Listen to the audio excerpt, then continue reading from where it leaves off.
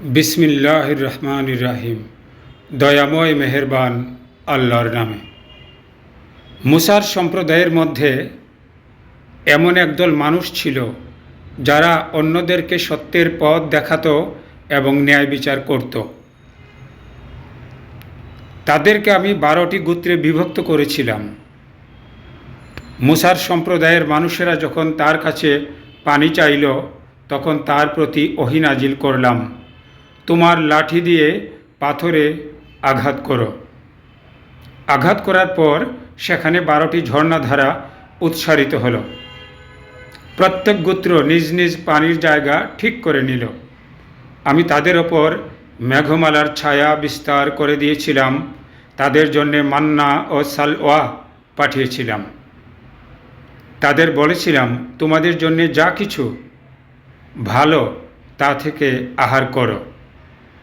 এরপর তারা যা করেছে তা দিয়ে আমার কোনো ক্ষতি করেনি, বরং তারা নিজেদেরই ক্ষতি করেছে।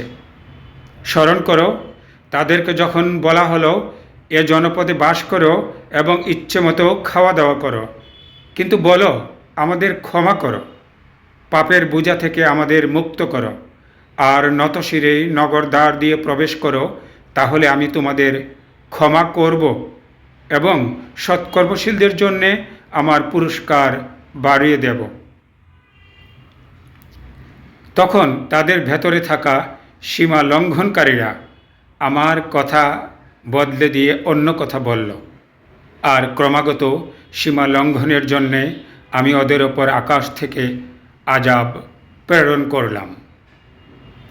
সূরা আরাফ আয়াত 159 থেকে 162।